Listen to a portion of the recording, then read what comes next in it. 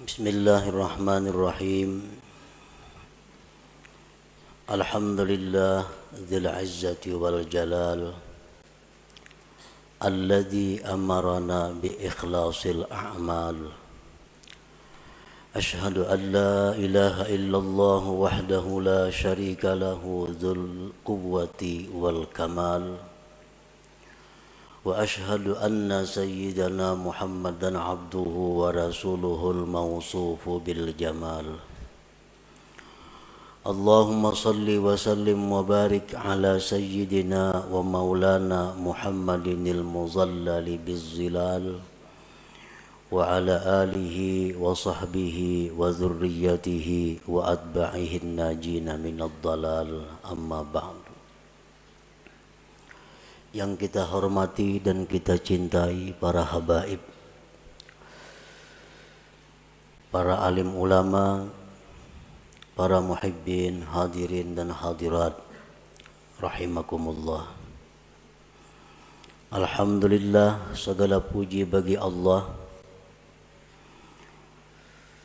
Kita bersyukur kehadirat Allah Subhanahu wa taala yang telah mengumpulkan kita di tempat yang penuh berkah ini. Dan semoga kita selalu dikumpulkan oleh Allah dalam kebaikan dan takwa. Salawat dan salam kita haturkan kepada junjungan kita Nabi besar Muhammad sallallahu alaihi wasallam dan kepada seluruh keluarga, para sahabat, zuriat dan pengikut beliau. Para muhibbin rahimakumullah, al-hikmatul ashirah minal hikamil ataiyah.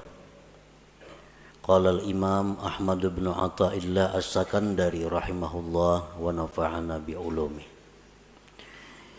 Hikmah yang ke-10 daripada al-hikamil ataiyah. Berkata al-imam Ahmad bin Athaillah as-Sakandari rahimahullah, al-a'malu suwarun qa'imah wa arwahuha wujudu sirril ikhlasi fiha. Bermula amal-amal adalah rupa-rupa yang berdiri, dan roh-roh itu amal adanya sirrul ikhlas pada amal itu.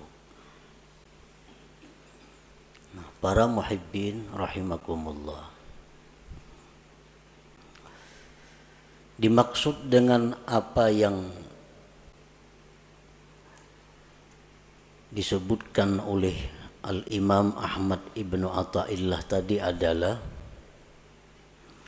al-a'malul jismaniyatu wal qalbiyatu ajsadun.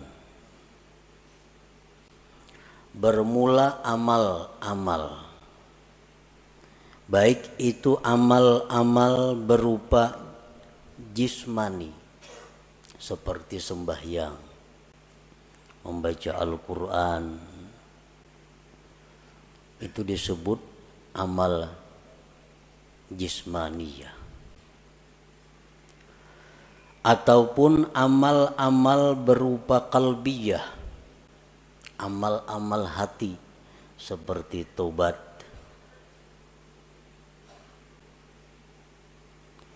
Ajsadun, amal-amal itu seperti jasad, seperti tubuh.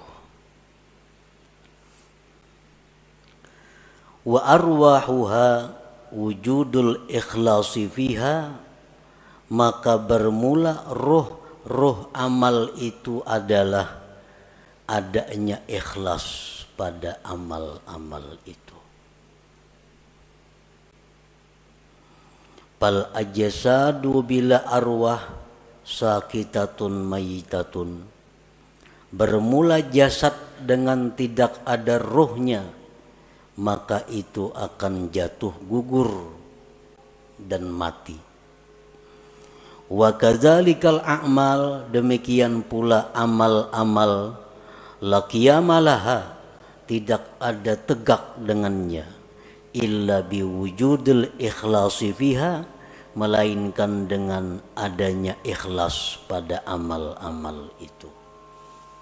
Nah, para muhibbin rahimakumullah, Imam Ahmad Ibnu Athaillah mencontohkan amal perbuatan kita ini, baik yang jismani atau yang rohani, itu seperti tubuh,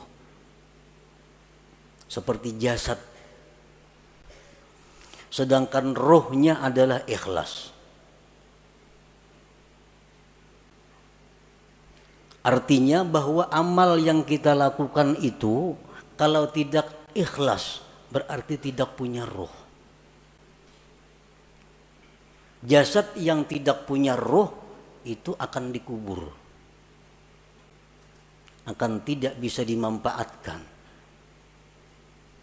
Nah, demikian pula amal ibadah kita yang tidak ada ruhnya, tidak ada ikhlasnya, akan tersia-sia, tidak diterima di sisi Allah Subhanahu wa ta'ala.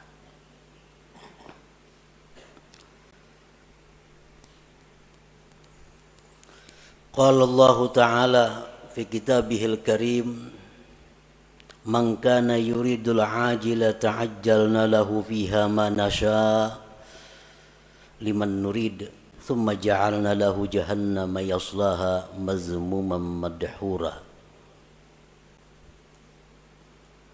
Barang siapa yang beribadah kepada Allah, sembahyang, puasa, membaca Al-Quran, menuntut ilmu, beriktikaf, bersedekah, berwakaf. Barang siapa yang beribadah kepada Allah dengan tujuan duniawi, nah, dengan tujuan dunia, orang bersedekah tujuan supaya dipuji, dia sembahyang dengan tujuan disanjung orang, maka ujar Tuhan, kami segerakan baginya padanya yang kami kehendaki bagi orang yang kami kehendaki. Maka artinya yang dia maksud dengan pujian itu akan didapatkannya. Dia sembahyang ingin dipuji orang, maka pujian itu akan datang kepadanya. Dia bersedekah ingin dihormati orang, maka kehormatan itu akan datang kepadanya. Summa ja'alna lahu jahannama yaslaha, kemudian kami jadikan bagi dia neraka jahanam yang dia masuki, mazmuman, hal keadaan tercela, madhuran, dan dilaknat Allah. Surat Al-Isra ayat 18. Nah, artinya orang yang beramal ibadah dengan tujuan dunia, tidak karena Allah, bukan hanya kada diterima oleh Allah, tetapi disiksa.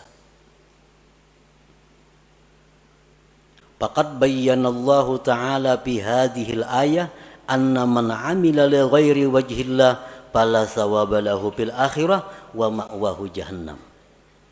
Sungguh menjelaskan Allah pada ini ayat, barang siapa yang beramal bukan karena Allah, tidak ada pahala baginya di akhirat dan tempatnya adalah jahannam.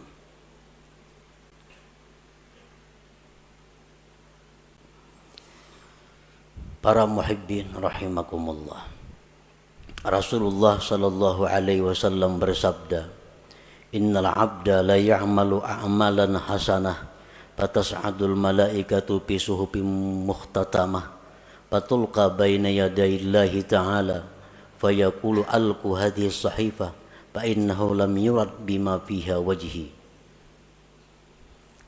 Yang artinya, sesungguhnya seorang hamba beramal amal kebaikan, sembahyang, puasa, zakat, sedekah, haji, umrah, dan sebagainya, maka naiklah malaikat membawa buku-buku catatan amal tersebut, kemudian diserahkan kepada Allah Subhanahu wa ta'ala. Maka Allah berfirman, lemparkan ini catatan amal, bahwasanya dia tidak dikehendaki dengan yang ada pada catatan itu akan zatku, ujar Tuhan. Artinya buang itu amalan, karena inya beramal itu bukan karena aku. Waqala Rasulullah sallallahu alaihi wasallam, idza kana akhiruz zaman sarat ummati thalasa firaq, firqatun ya'budunallaha khalisa wa firqatun ya'budunallaha riya'a wa firqatun ya'budunallaha liyastaqilu bihin nas. Fayaqulullahu azza wa jalla lil mukhlisin idhabu ilal jannah wa yaqulu lil akharin idhabu bihim ilan nar. Apabila akhir zaman, ujar Rasulullah, jadilah umatku itu 3 kelompok, 3 golongan. Satu golongan yang beribadah kepada Allah ikhlas. Golongan yang lain ada yang beribadah riya, mengharapkan sesuatu dari makhluk, baik itu materi atau pujian. Satu golongan yang beribadah kepada Allah untuk mencari makan dengan manusia. Allah berfirman pada hari kiamat, bagi orang-orang yang ikhlas, masuklah kalian ke dalam surga. Dan Allah berfirman bagi yang lainnya, pergilah dengan mereka itu ke dalam api neraka. Para muhibbin rahimakumullah. Dengan dalil-dalil ini jelas bahwasanya ikhlas itu adalah satu kewajiban yang mesti ada dalam setiap amal ibadah. Tanpa ikhlas, amal ibadah itu tersia-sia dan kita pun akan disiksa oleh Allah Subhanahu wa ta'ala.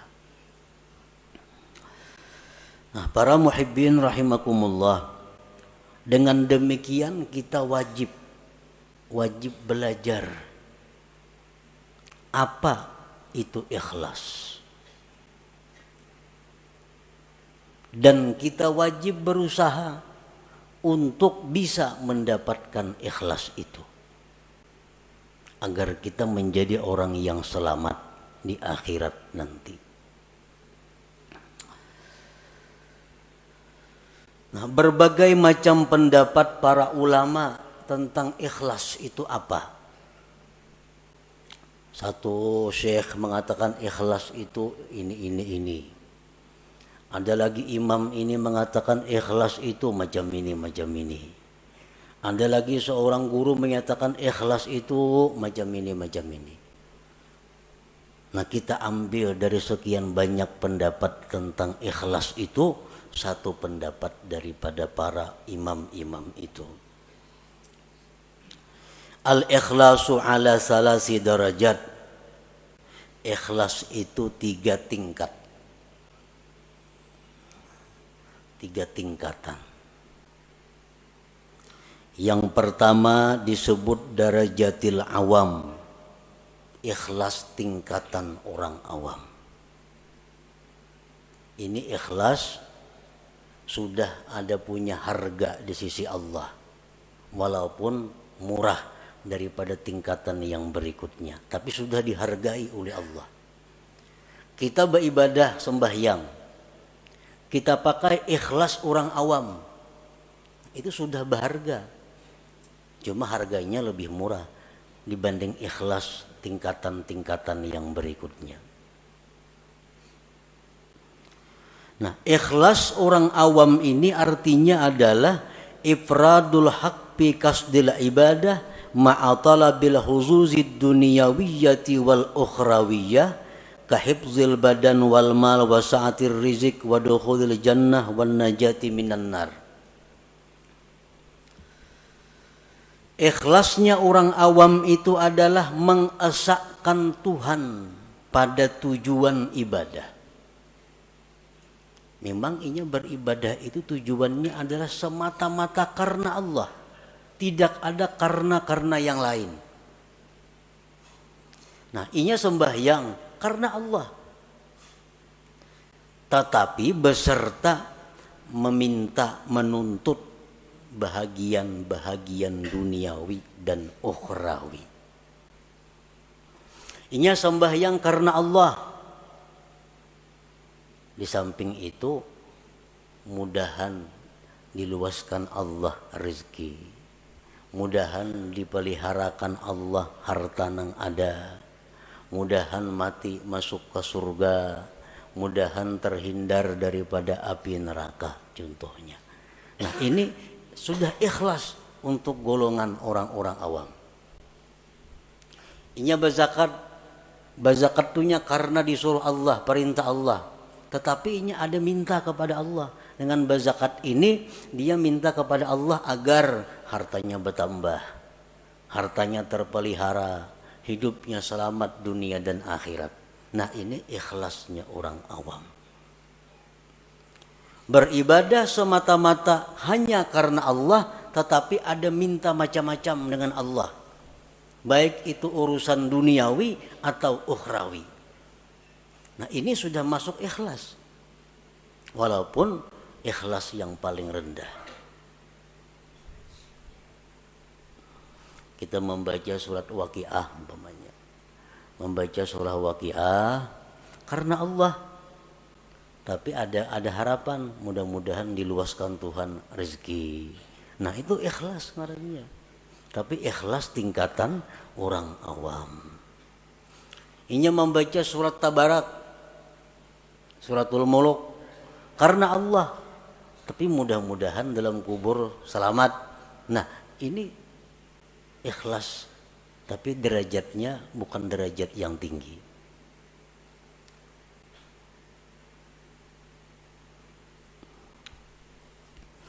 Yang kedua, darajatul khawas. Derajat ikhlas orang khawas. Ifradul haqqi bil ibadah ma'a talabil huzuzil ukhrawiyah kadukhulil jannati wan najati minan nar wal ma'rifati wal musyahadati wa ghairiha. Ikhlas tingkatan yang kedua tertinggi ini, talarang Allah menghargai daripada yang pertama tadi. Nah, ikhlas derajat yang kedua ini adalah mengesahkan Allah pada ibadah. Artinya inya beribadah itu semata-mata hanya karena Allah, kada karena yang lain. Tetapi serta tuntutan akhirat. Masuk surga, selamat daripada api neraka, diberi Tuhan ma'rifat, diberi Tuhan musyahadah. Nah, ini yang dituntutnya kepada Allah. Ini berzikir babanya 1000 sehari atau 10.000 sehari. La ilaha illallah, la ilaha illallah. Tujuannya apa berzikir ini? Karena Allah. Allah nyuruh berzikir. Tapi inya minta kepada Allah agar diberi makrifat kepada Allah. Agar diberi musyahadah. Nah, ini ikhlas tapi menurut tingkatan khawas ngarannya. Belum lagi sampai ke derajat yang tertinggi daripada ikhlas itu. Tapi sudah ikhlas ngarannya. Ya, tadi orang membaca surah Tabarak supaya dalam kubur selamat daripada fitnah kubur. Nah, ini ikhlas. Tuntutan akhirat. Ini ikhlas derajat khawas ngarannya. Ini kadada dalam ibadah itu minta kepada Allah urusan dunia kadada. Nah, beribadah kepada Allah karena Allah, nang dimintanya kepada Allah urusan akhirat. Kadada urusan disihatkan badan, kadada urusan dimurahkan rezeki, kadada urusan berdagang supaya payu, kadada. Urusannya apa? Inya beribadah nih karena Allah, nang dimintanya kepada Allah urusan akhirat. Nah, ini ikhlas tingkatan nang nomor 2. Ini lebih hebat daripada yang pertama tadi. Yang ketiga, darajatul khawasil khawas. Nah, ini derajat yang tertinggi. tahqiqul ubudiyah wal qiyamu bi huquqir rububiyah bil ibadah. Dia beribadah itu semata-mata memantapkan kehambaannya dan mendirikan dengan hak Tuhannya. Aku beribadah ini semata-mata karena Allah dan aku ini adalah hamba Allah, titik. Perkara masuk surga, perkara neraka itu kada tahu urusannya. Nah, inya berzikir karena menjunjung perintah Allah, habis ingat situ. Inya sembahyang, aku semata-mata menjunjung perintah Tuhan karena aku nih hamba, aku mesti sembahyang. Habis ingat situ. Kadada macam-macam lawan Tuhan tuh kehendak permintaan kadada. Nah, inilah derajat ikhlas yang tertinggi itu. Nah, para muhibbin rahimakumullah. Jadi apapun di antara derajat ikhlas yang 3 macam itu, apabila ada di dalam amal ibadah kita, maka amal ibadah kita itu sudah hidup, sudah punya roh. Artinya ada harga di sisi Allah Subhanahu wa taala. Kita membaca Quran, di dalam situ ada ikhlas, walaupun derajat-derajat orang awam sudah selamat. Apalagi kita membaca Quran, di situ ada ikhlas derajatnya orang khawas, lebih larang lagi Allah menghargai. Apalagi ikhlas nang nomor 3, makin larang lagi harganya. Nah, makanya ibadah itu dibalas 10, bisa 70, bisa 100, bisa lebih pada itu, tergantung mutunya ibadah itu, tergantung kualitasnya ibadah itu. Para muhibbin rahimakumullah. Nah, jadi kita sudah tahu pentingnya ikhlas tadi. Pentingnya kita beribadah itu karena Allah. Kalau kada macam itu, sembahyang kita ditolak dan kita disiksa. Kita puasa kada karena Allah, puasanya ditolak dan kita disiksa. Kita bersedekah kada karena Allah, berbagi-bagi duitnya, tapi kada karena Allah, duitnya kada diganti Tuhan, berpahala kada, disiksa, duitnya habis. Kalau orang tuh bersedekah karena Allah, akan mendatangkan kelapangan, mendatangkan kebahagiaan. Karena Allah. Tapi kalau orang ini membagi-bagi duit, membagi baras, membagi apa, kada karena Allah, ujung-ujungnya bisa gila, bisa stres. Karena kada karena Allah. Nah, ini akibatnya dalam dunia pun sudah menderita.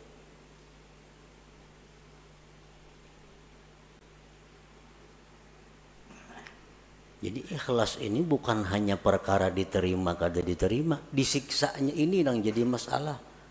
Sembahyang nang mestinya jadi ibadah berbalik menjadi maksiat. Membaca Quran nang mestinya ibadah karena kada ikhlas jadi maksiat. Bersedekah nang mestinya ibadah tapi karena kada ikhlas jadi maksiat. Nah, oleh karena itu kita wajib fardhu ain mempelajari apa itu ikhlas supaya bisa amal itu diterima oleh Allah Subhanahu wa taala. Dan sesudah kita belajar ikhlas tadi macam itu, tinggal kita berusaha bagaimana cara mengamalkan, bisa melakukan ikhlas itu. Para muhibbin rahimakumullah. Yuktasabul ikhlas bitadabburil ayati wal akhbar fi targhibil ikhlas wa tarhibir riya. Nah, supaya kawa ikhlas, kita sudah tahu tuh di ikhlas tadi, ibadah nang karena Allah, kada ada karena nang lain-lain, itu ikhlas. Tahu sudah kita. Cuma kayak apa supaya kau menerapkan itu di dalam ibadah kita. Nah, ikhlas itu diusahai pertama dengan merenungi ayat-ayat, hadis-hadis yang menggemarkan ikhlas dan menakuti riya. Nah, kita cari, kita renungi Al-Quran bagaimana memuji orang yang ikhlas. Al-Quran, Al-Hadis bagaimana menerangkan akibat surga terhadap orang yang ikhlas. Al-Quran, Al-Hadis menakutkan bagaimana orang yang kada ikhlas. Orang yang kada ikhlas itu beramal, apapun amal ibadah kada ikhlas. Itu di akhirat dipanggil Allah dengan panggilan ya munafik, hai munafik. Ya ghadir, hai penipu. Kita tuh beribadah kada ikhlas. Allah memanggil di akhirat dengan panggilan hai penipu, hai orang munafik. Nah, ini yang kita renungi hadis-hadis seperti ini agar kita bisa ikhlas. Bahkan diriwayatkan bahwa orang yang tidak ikhlas itu nanti di akhirat akan diulu-ulu oleh Allah. Sebagaimana dia dalam dunia mengulu-ulu kepada Allah. Kan sembahyang. Tapi sembahyang ini yang dicarinya adalah pujian. Itu mengulu-ulu Tuhan ngarannya. Kisahnya menyembah Tuhan, tapi hatinya menyembah orang yang dia harapkan. Nah, di akhirat dibalas Allah. Jar Tuhan pulang bin pulan masukkan ke surga. Masukkan, nah bejurut kesukaan ke surga. Sampai kamu ke pintu surga ditutup orang pintunya, tak ditutup. Nah, ujar Tuhan dalam dunia ikam maulu-ulu aku, sekarang giliranku maulu-ulu ikam. Nah, ditampayakan surga kenikmatan sekalinya kada boleh masuk ke neraka dulu singgah. Nah, inilah akibat orang yang maulu-ulu Allah di dalam dunia. Bersedekah itu ibadah. Mestinya karena Allah. Tapi kalau kada karena Allah itu istihza billah, maulu-ulu dengan Allah. Allah akan membalas nantinya ulu-ulu itu di akhirat. Nah, jadi kita untuk dapat ikhlas itu pertama merenungi ayat Quran, hadis-hadis Nabi tentang bagaimana orang ikhlas, bagaimana akibatnya orang itu mun kada ikhlas. Yang kedua, supaya bisa ikhlas itu wa bi ikhfa'i wa kitmanil hasanati wal a'malis shalihat, menyembunyikan amal-amal saleh itu, baik waktu melakukannya atau sesudah melakukannya. Nah, bersembunyi ini mendukung supaya ikhlas. Beramal saleh, sembahyang sunat, pokoknya hal-hal yang kada disuruh kita benampak, sembunyikan amal-amal itu. Jangan dikisah-kisahkan, jangan dikuya-kuya karena mengurangi nilainya, bahkan bisa menggugurkan pahala. Nah, kita menyimpan amal saleh serapi-rapinya itu membantu keikhlasan. Yang selanjutnya agar kita bisa ikhlas, nah ini yang paling penting, wabikat ittama anil khalqi, memutus tamak daripada makhluk. Selama kita masih tamak dengan makhluk, kita sulit untuk ikhlas itu. Nah, selama kita masih ada yang kita kehendaki daripada makhluk, sulit untuk ikhlas. Kita kepingin makhluk itu sayang lawan kita kepingin makhluk itu hormat lawan kita kepingin makhluk itu mencintai kita kepingin makhluk itu memberi sesuatu kepada kita kepingin makhluk itu agar memilih kita. Selama itu ada dalam hati, kita sulit untuk ikhlas. Nah, sulit untuk ikhlas. Jadi putuskan harapan-harapan kepada makhluk.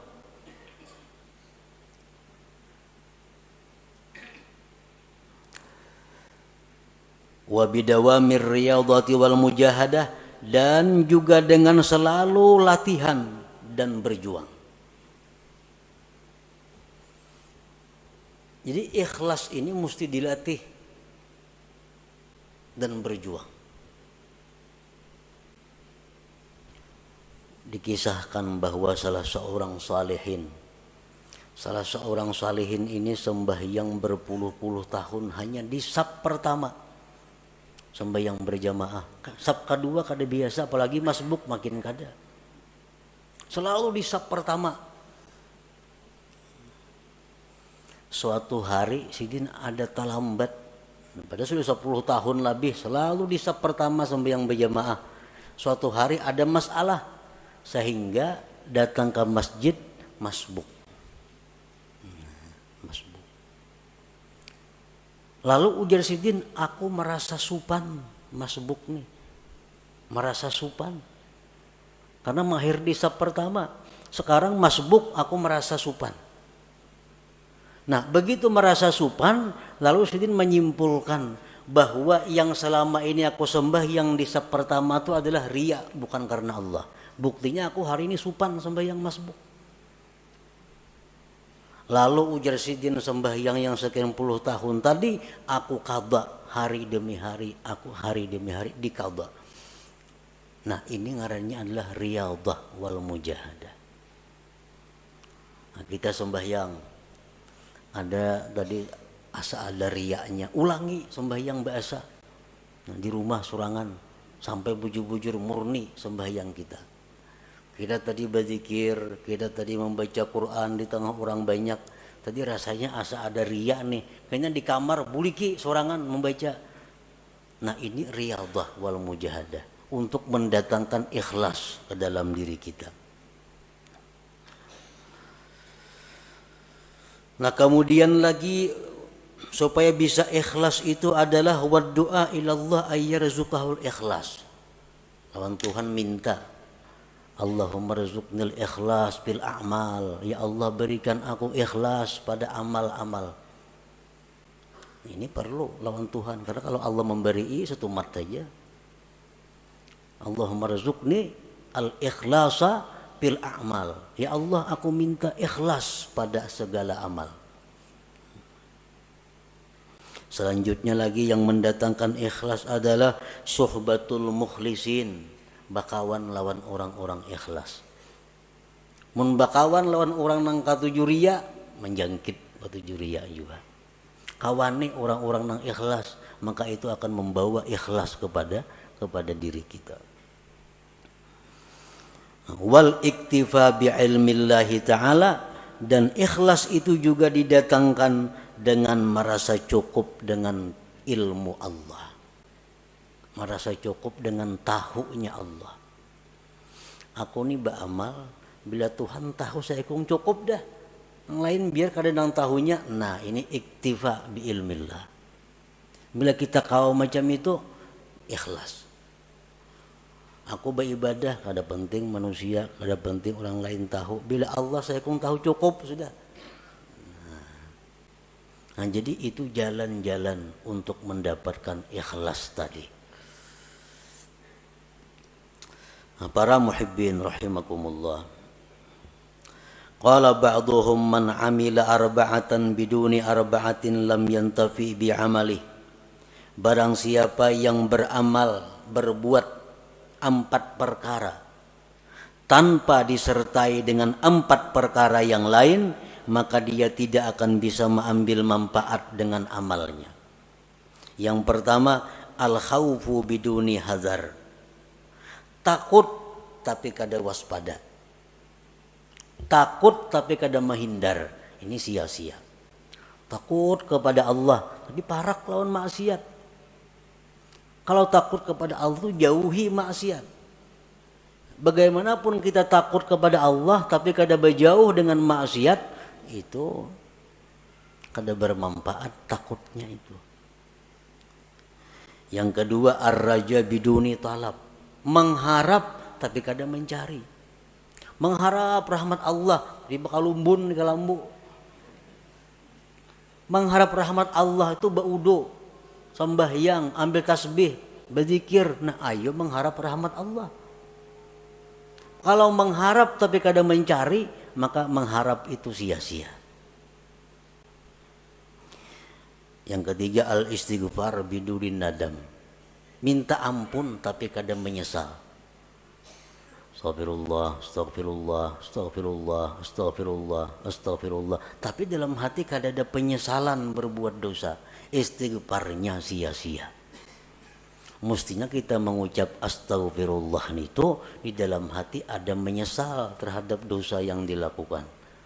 Astagfirullahaladzim, kan artinya aku minta ampun kepada Allah. Astagfirullah, aku minta ampun kepada Allah. Mesti ada sesal di dalam hati. Nah yang keempat, al-amal biduni ikhlas. Beramal tapi kada ikhlas, kada ada harganya juga. Lam yantafi bi amali, kada bermanfaat dengan amalnya. Jadi kalau kita hendak melakukan ibadah, mantapakan dulu nih, karena Allah atau kada. Bila kada karena Allah, hadangi dulu. Jangan terburu-buru, jangan tagasak-gasak, jangan umpatan. Jangan umpatan, beribadah kada sah umpatan itu. Ibadah itu mesti berdasarkan ilmu. Jadi orang ada menyumbang 100.000, 200.000, 300.000, seorang giliran seorang 1,5 juta. Nah, umpatan terpengaruh, mestinya jangan. Nah, ikhlasakan dahulu bujur-bujur. Bila sudah ada ikhlas, sudah karena Allah, nah hanya kita surung amal ibadah itu. Kita lakukan amal ibadah itu. Kada kawa umpatan beribadah. Nah ngapa kau bujurakan dahulu niat kita supaya ikhlas. Qala Syakik rahimahullah, husnul amal fi salasati asya. Baiknya amal itu pada 3 perbuatan, pada 3 sesuatu. Allah itu baik, Allah kada menerima kecuali yang baik. Allah itu kada menerima amal kecuali amal yang baik. Amal yang baik itu macam apa? Awwaluha ayyaral amala minallahi ta'ala linafiyil ujub. Yang pertama yang perlu bagi orang yang beramal itu bahwa dia melihat bahwa amal itu adalah dari Allah. Aku ni kawa sembahyang, aku ni kawa puasa, aku ni kawa naik haji, aku ni kawa bersedekah, itu adalah anugerah dari Allah. Bukan karena kepintaranku, bukan karena kekuatanku, bukan karena kehebatanku. Tapi aku kawa melakukan ibadah-ibadah ini adalah anugerah Allah, taufik Allah. Itu yang perlu supaya jangan ujub kita. Nah yang kedua, ayyurida bihi ridallah likasril hawa, bahwa dia beramal itu menghendaki keridaan Allah, bukan untuk kesenangan diri sendiri. Beramal, beribadah itu yang kita cari itu adalah kesenangan Tuhan, bukan ibadah nang pas lawan kehendak nafsu. Ini ada ibadah itu nang pas lawan kehendak nafsu. Nah itu bukan itu yang kita cari. Kita cari itu ibadah nang pas dengan keridhaan Allah. Kayak orang sembahyang rajin di masjid-masjid tuh, pembelakangan ketujuh duduk bersandar nyaman di tawing tuh. Itu beribadah mencari kesenangan nafsu. Kalau kesenangan Allah di sab pertama itu Allah senang di situ kita beribadah. Ini kada pembelakangan di muhara lawang supaya angin nyaman. Nah ini orang beribadah untuk kesenangan nafsunya. Padahal mesti ibadah itu yang kita kehendaki adalah keridhaan Allah. Usahakan bahwa Allah yang disenangkan, bukan nafsu kita, bukan hawa kita. Ini sudah lumrah. Ibadah itu kalau pas nang lawan nafsu katuju aja menggawi kita. Tapi kalau ibadah nang kada cucuk lawan nafsu, nah ini berat.